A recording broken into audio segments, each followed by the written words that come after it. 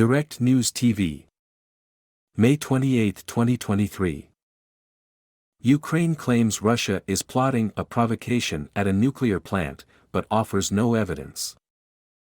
Kyiv, Ukraine. Ukraine's military intelligence has claimed, without offering evidence, that Russia is plotting a large-scale provocation at a nuclear power plant it occupies in the southeast of the country to disrupt a looming Ukrainian counteroffensive. A statement released Friday by the Intelligence Directorate of Ukraine's Defense Ministry claimed that Russian forces would strike the Zaporizhzhia nuclear power plant, the biggest in Europe, and then report a radioactive leak to trigger an international probe that would pause the hostilities and give the Russian forces the respite they need to regroup ahead of the counteroffensive.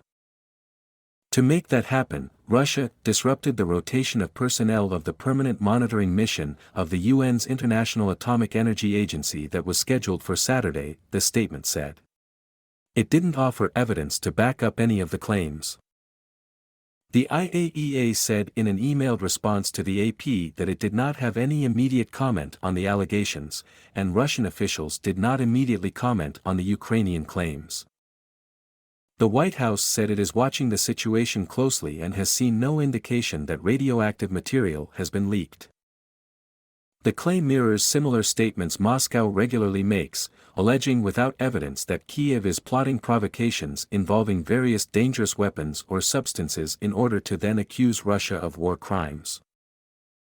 It comes as Moscow's military in Ukraine braces for a looming counteroffensive by Kyiv's forces, which hasn't started yet but could begin tomorrow, the day after tomorrow or in a week, the Secretary of Ukraine's National Security and Defense Council, Oleksiy Danilov, told the BBC in an interview Saturday. The Zaporizhzhia power plant is one of the 10 biggest nuclear plants in the world. It is located in the partially occupied Zaporizhzhia region in southeastern Ukraine. The plant's 6 reactors have been shut down for months, but it still needs power and qualified staff to operate crucial cooling systems and other safety features.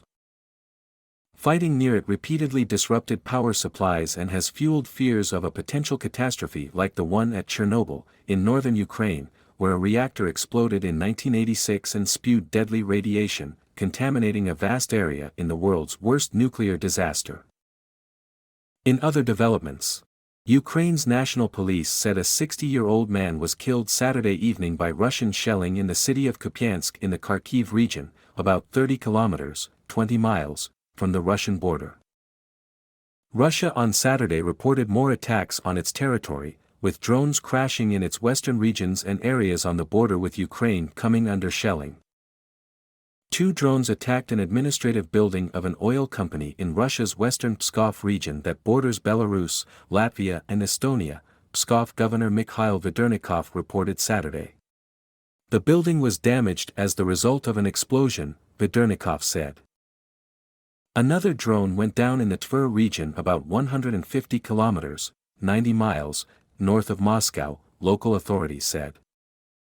Russia's Belgorod region on the border with Ukraine on Saturday came under multiple rounds of shelling, killing 1 person, according to its governor, Vyacheslav Gladkov.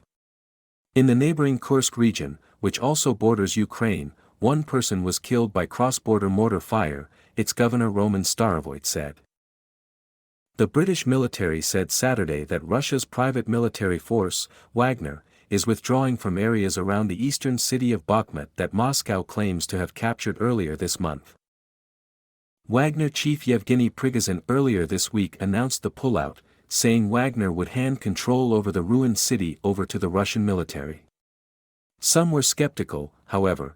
Prigozhin is known for making unverifiable, headline-grabbing statements on which he later backtracks. But the British Defense Ministry said in a series of tweets Saturday that Wagner fighters have likely started to withdraw from some of their positions around Bakhmut. The Ukrainian Deputy Defense Minister also corroborated the rotation out of Wagner forces in the outskirts of the town, the ministry said. My name is Kingsley. Please like, share, subscribe and hit that notification bell so you can be the first to be notified whenever we post. You won't regret it.